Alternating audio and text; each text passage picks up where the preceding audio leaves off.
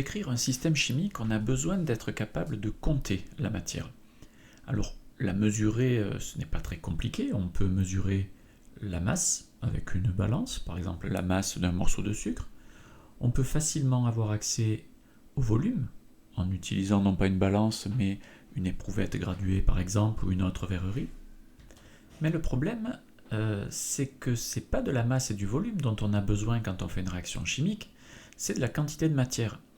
Alors pourquoi? Vous l'avez déjà vu, lorsqu'on a une réaction chimique, on a la façon dont les atomes et les molécules vont interagir. Par exemple, ici, dans cette équation, si on la lit, il est noté que 2 atomes de carbone vont réagir avec une molécule de dioxygène pour donner 2 molécules de monoxyde de carbone. Il s'agit donc d'être capable de compter les atomes et les molécules. Autrement dit, d'avoir accès à une troisième grandeur qui est la quantité de matière. Et c'est de celle-ci dont on aura besoin pour pouvoir utiliser les équations en chimie. Il va donc falloir trouver des moyens pour passer d'une grandeur à l'autre le plus simplement possible.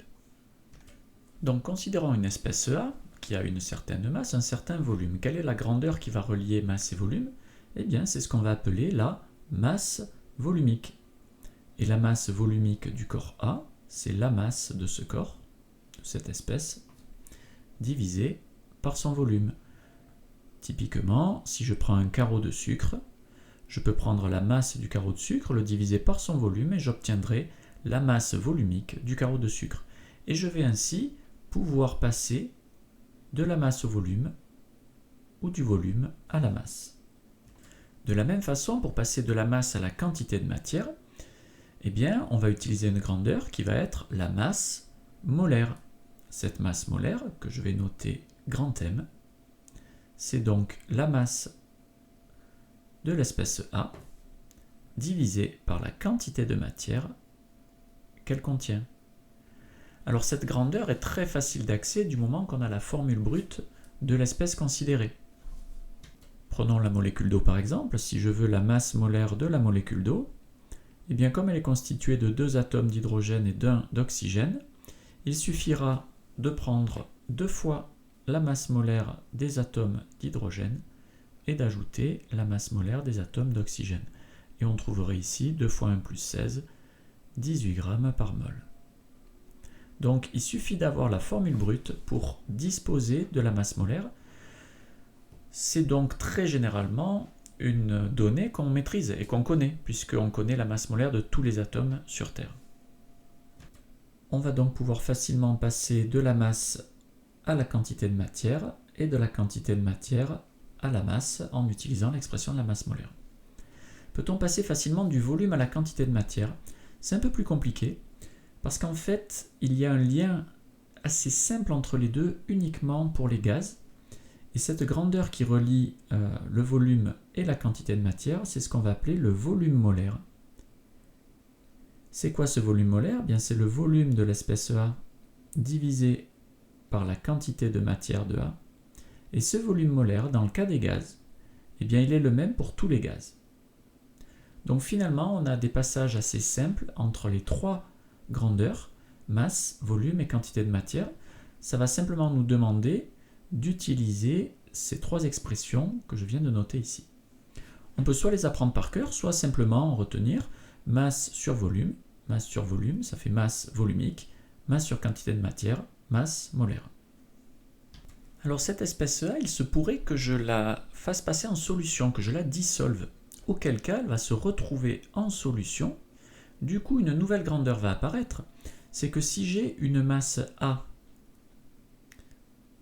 une masse de l'espèce A, et que je la dissous dans un certain volume de solution, exemple du sucre dans de l'eau qui va devenir de l'eau sucrée, eh bien je vais pouvoir créer une nouvelle grandeur qui sera la concentration en masse de l'espèce A. On peut l'appeler de plusieurs façons. On l'appelle parfois le titre massique, le titre en masse ou concentration en masse. Je vais l'appeler moi ici TA. On comprend bien ici qu'il suffit de prendre une masse de A et la dissoudre dans un volume de solution, on obtiendra la concentration en masse. De la même façon, on pourrait raisonner avec la quantité de matière. et simplement dire qu'on va prendre une certaine quantité de matière, Na, et qu'on va la dissoudre dans un certain volume de solution. Auquel cas on obtiendra une concentration cette fois-ci en quantité de matière qu'on appelle généralement Ca. Il suffit donc d'avoir la quantité de matière, le volume de solution et on trouve ainsi la concentration en quantité de matière. Petite remarque ici, si je prends la concentration en masse et que je la divise par la concentration en quantité de matière, cela donne donc la masse de A divisé par le volume de solution, divisé par la quantité de matière de A, divisé par le volume de solution, divisé par un nombre, c'est multiplié par son inverse, cela me donne donc la masse de A divisé par le volume de solution, multiplié par le volume de solution, divisé par la quantité de matière en A. Je vois ici que je vais pouvoir simplifier. Cela me donne la masse de A divisé par la quantité de matière de A, qui n'est rien d'autre que la masse molaire du corps A. Et donc, je vois apparaître ici une relation assez simple qui va relier ces deux grandeurs. Cette relation sera que la masse molaire du corps A est égale à la concentration en masse divisée par la concentration en quantité de matière. À ce stade, je pourrais apprendre à reproduire simplement le schéma. C'est une façon de faire. L'autre façon de faire consiste à retenir finalement les six expressions qui relient l'ensemble des grandeurs. On peut faire comme ceci pour aller un petit peu plus vite. Ça donnerait quoi? Première expression, la masse volumique, ρ égale m sur V. Je retiens ensuite l'expression de la masse molaire.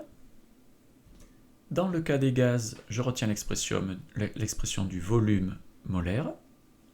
Puis je m'intéresse aux solutions avec tout d'abord la concentration en masse, puis la concentration en quantité de matière, et enfin le lien entre ces deux grandeurs, et le lien c'est la masse molaire qui vaut la concentration en masse divisée par la concentration en quantité de matière.